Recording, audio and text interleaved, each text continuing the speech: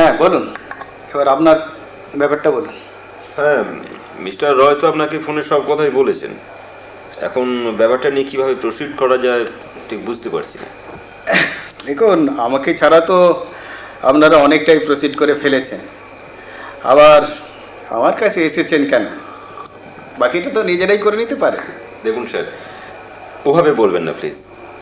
আপনারা পাশে না থাকলে কি হবে বলুন আমাদের। দেখুন, এই আপনাদের মতো বিজনেসম্যানরা যখন বিপদে পড়েন তখন টাকা দেন, পলিটিক্যাল পাওয়ার খাটান, আর কাজ হাসিল করে নেন। আরে বাবা, সব কিছুরই তো একটা সিস্টেম আছে। এই যেমন আপনারা চলেছেন আপনাদের সিস্টেমে, ঠিক আমরাও আমাদের সিস্টেমে চলেছি। মিস্টার রয় কিন্তু আপনার কাছে আমাকে পাঠিয়েছে আপনাদের সিস্টেমের মধ্যে চলার জন্যই। হ্যাঁ, মিস্টার রয় ফোনে আমাকে অনেক কিছুই বলেছেন। হ্যাঁ দেখুন, লিডাররা তো ফোন করে দিয়েই খালাস। আরে বাবা, সরকারিভাবে কাজটাকে ডিল করা খুব কঠিন। আমি অবশ্য তা বুঝি। দেখুন না, কোনোভাবে কোনো কিছু করে যদি ব্যাপারটা সলভ করা যায়। দেখুন, সলভ যে করা যায় না তা নয়, কিন্তু আপনার ব্যাপারটা খুব জটিল। মানে অনেক লোক জানাজানি হয়ে গেছে। আচ্ছা, দেখা যাক কিভাবে সলভ করা যায়। আচ্ছা, একটা কথা বলুন তো, ওই ইনফরমেশনটা আগে আমাকে দেননি কেন? কি বলবো স্যার, সরি, এটা অবশ্য আমাদের খুব ভুল হয়ে গেছে। আরে না না, ভুল নয়, এটা ঠিক ভুল নয়। আসলে মানে আপনাদের তো বিজনেসম্যানরা ভাবেন টাকা ছাড়াই যদি কাজ হয়ে যায় তাহলে শুধু শুধু আর অফিসারদের টাকা দেবেন কেন? হ্যাঁ, তাই আপনারা ওই যখন বিপদে পড়েছেন আমার কাছে এসেছেন। ঠিক আছে, আপনি এক কাজ করুন, আপনি দুদিন বাদে আমাকে ফোন করুন। হ্যাঁ করছি, কিন্তু যাই হোক না কেন টাকা পয়সা নিয়ে আপনি কোনো চিন্তা করবেন না। কাজটা যাতে হয় সেই চেষ্টা করুন। ঠিক আছে, আমি চেষ্টা করব। আচ্ছা, আপনারা ওই মানে পুলিশের ব্যাপারটা কীভাবে সামলাচ্ছেন? মিস্টার রয় ডিজিকে ফোন করেছিলেন। কী যে হবে এখনো কিছু আমি বুঝতে পারিনি বা আমাকে জানাইও নি মিস্টার রয়। ঠিক আছে, ওই পুলিশের ব্যাপারটা আপনারা সামলান, আর এদিকটা আমি দেখছি কীভাবে ম্যানেজ করা যায়। প্লিজ আপনি দেখুন। হ্যাঁ, তাহলে আমি আজকে উঠি। ঠিক আছে।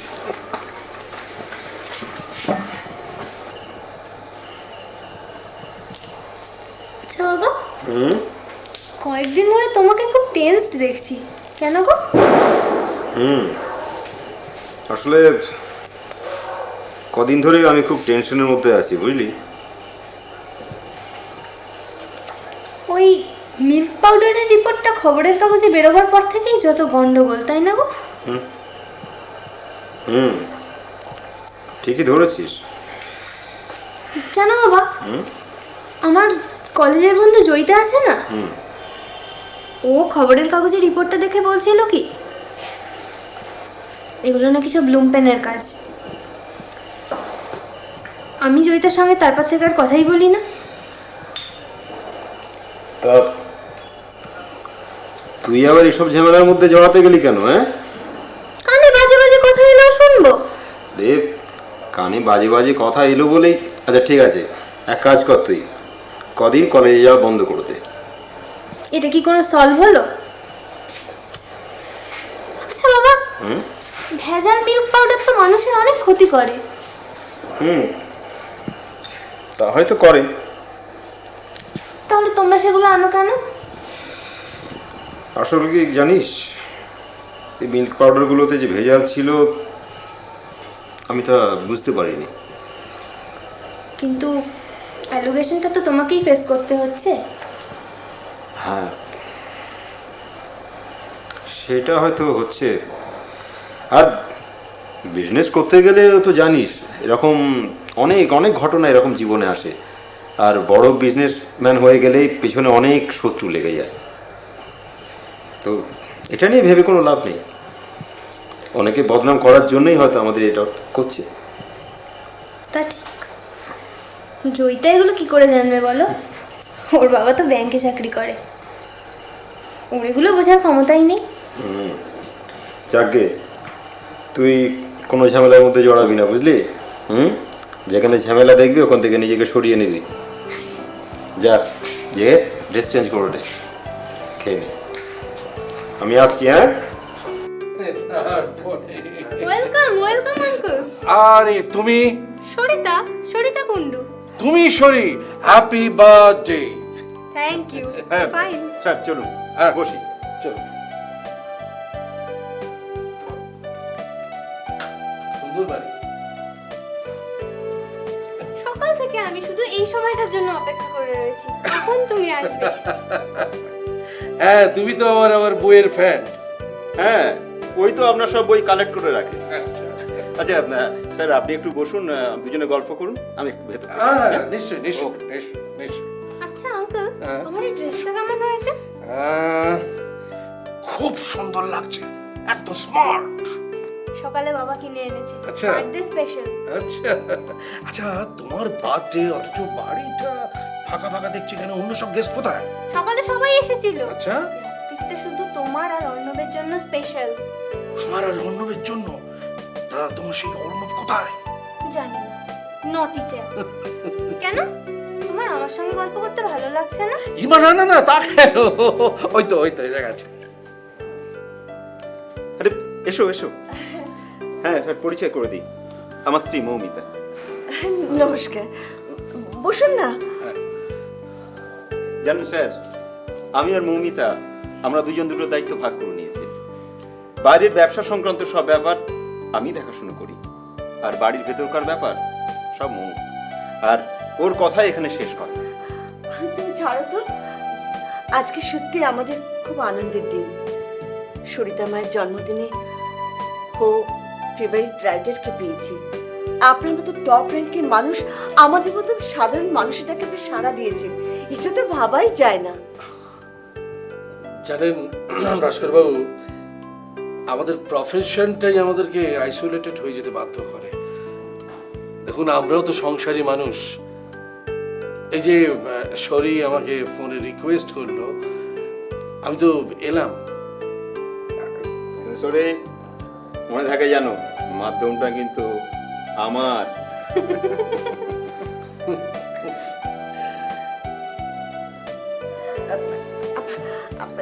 শরীমা, তুমি আঙ্কেলের সঙ্গে গল্প করো, আমি একটু চায়ের ব্যবস্থা করি। হ্যাঁ, একটু চায়ের ব্যবস্থা করো। এদিকে এসো।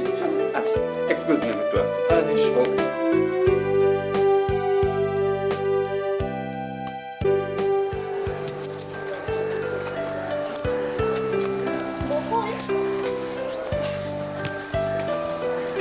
এবারের ম্যাগাজিনে তোমার লেখাটা পড়লাম, খুব ভালো লাগলো। আমি মৌমিতা। নামটা জানি। তুমি লেখো? একদম না, সবাই লিখলে পড়বে কারা? তুমি তো ভালো গান করো। কলেজের সবাই মতন কিন্তু আমিও জানি। আর তুমি গান করো না? একদম না, সবাই গাইলে শুনবে কারা? শরী, তুমি খুব গল্পের বই পড়তে ভালোবাসো, তাই না? তা বাসি। অ্যাকচুয়ালি নেশাটা আমাকে মাই ধরিয়েছে, তবে সব রকমের বই না, যে বই আমাকে ভাবায় আমি সেরকম বই পড়তে ভালোবাসি। বাহ। যেমন আপনার বকুল, একটা অফিসার, তাকে চেয়ারে বসে কত রকম প্রবলেম ফেস করতে হচ্ছে, কিন্তু প্রবলেমগুলো শুধু সে নিজের জন্য ফেস করে না, তাকে গোটা সমাজটার দিকে তাকিয়ে ফেস করতে হয়। এর চেয়ে বড় আইডিয়াল আর কি হতে পারে আঙ্কেল? আমাদের সমাজে তো এখন সবাই হিপোক্রিট, তাই না? বাহ, তুমি তো খুব ভাবো। হ্যাঁ, ভালো, খুব ভালো। তোমার বয়স অল্প, এই বয়স থেকেই মানুষের মধ্যে একটা ঠিক বেঠিকের মূল্যায়নের প্রয়োজন হয়।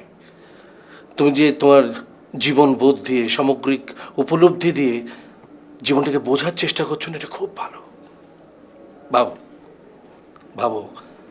কারেক্ট, অ্যাবসলিউটলি কারেক্ট কাকু।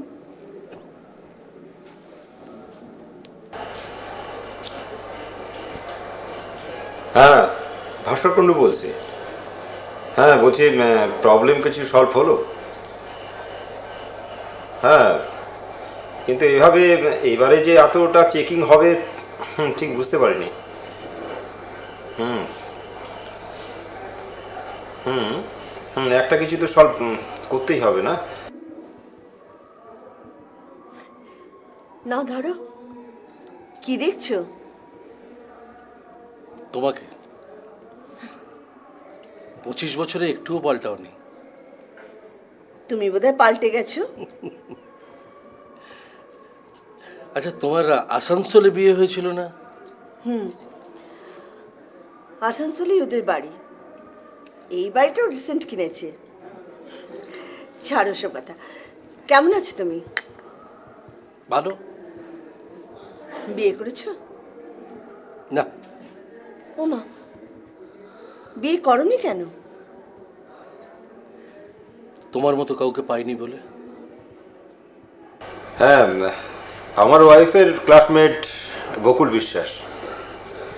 ভাবছি ওনাকে দিয়ে যদি প্রবলেমটা কোনোভাবে সলভ করানো যায়। মা, তুমি বকুল আঙ্কেলকে চেনো? আমাকে এতদিন বলনি কেন? ওমা, তুই জানতে চাইলে তবে তো বলবো। বেয়ারা, দাঁড়াও, আমি দেখছি। আচ্ছা মু, আজকে যে আমি এখানে আসছি সেটা তুমি জানতে? জানবো না কেন? তবে আসানসোলে থাকার সময় তোমার কিছুই আমি জানতে পারতাম না। কলকাতায় আসার পর তোমার অনেক কথাই আমি জানি। যেমন? যেমন যেমন তুমি এখন কলকাতার সাউথের ডিসি, তার উপর প্রতিষ্ঠিত একজন লেখক। যেন আসানসোলে থাকার সময় না তোমার একটা বই আমার হাতে এসে পড়লো। পাতা উল্টে দেখলাম তাতে নামটা লেখা আছে বকুল বিশ্বাস। তখনই ধরে নিয়েছিলাম এ আমার বকুল। তোমার বকুল? নয় কি? তাহলে তোমাকে হারাতে হলো কেন?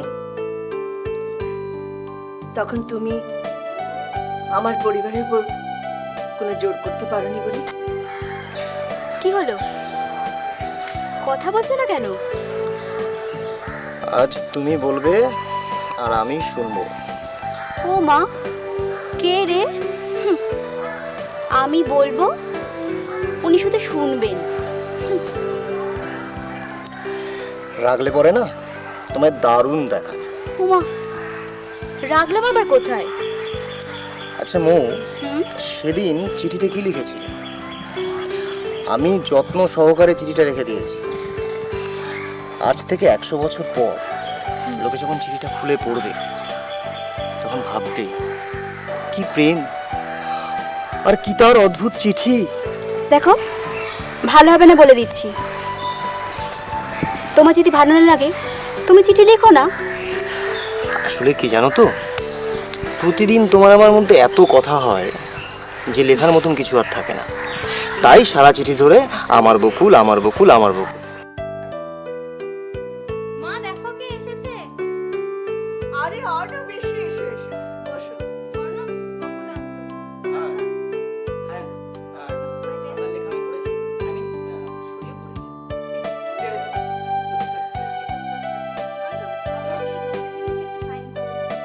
আচ্ছা, ঠিক আছে, ঠিক আছে, বন্ধুকে পেয়ে আমার আসল কাজটা যেন ভুলে যাবেন না।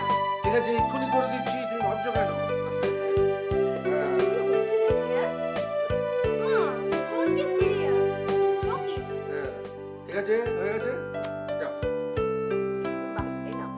আচ্ছা বাবা, তোমরা গল্প করো, আমরা যাই। চলো অর্ণব। যাও। ভীষণ বাজে। কিন্তু খুব জলি। আচ্ছা বকুল, অর্ণবকে তোমার কেমন লাগলো? খুব ভালো। Right answer. খুব ভালো ছিল। জানো, অর্ণব কিছুদিন আগে না সবিতাকে প্রপোজ করেছে। অবশ্য ওর বাড়ির লোকেরও কোনো আপত্তি নেই, আমরাও রাজি। আচ্ছা, তাহলে তোমরা ফাইনাল ডিসিশন নিয়ে ফেলেছো? বাবা, আগে ঘোরাফেরা করুক, এনজয় করুক, তারপর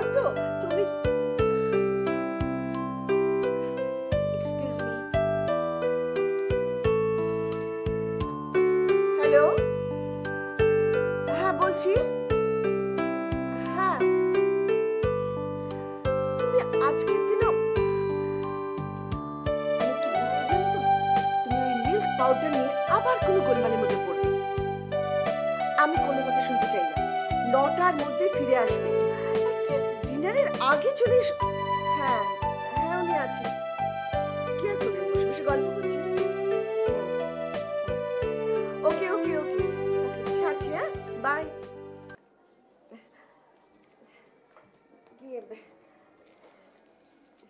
ভাস্কর ফোন করেছিল। আচ্ছা।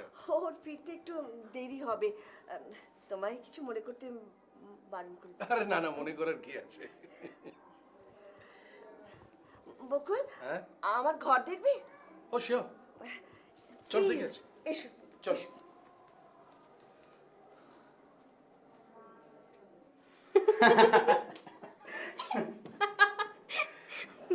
আমি বকুল আঙ্কেলকে কিন্তু প্রচণ্ড গম্ভীর ভেবেছিলাম, উনি কিন্তু একদম সেরকম নন। শিল্পী সাহিত্যিক মানুষরা এরকমই হয়। উনি তো একজন প্রকৃত শিল্পী শুধু নন, উনি একজন এক্সিকিউটিভ। ওনার শিক্ষা, কালচার সব কিছু মিলে একটা আলাদা আলাদা ব্যক্তিত্ব তৈরি করে।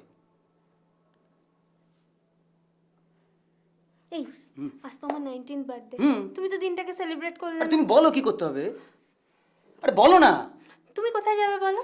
Will will will will go for a long drive. দূরে কোথায় যাবো? এই মাসটা আমরা জমিয়ে তুলবো। ওকে, ফাইন। এসো, বসো।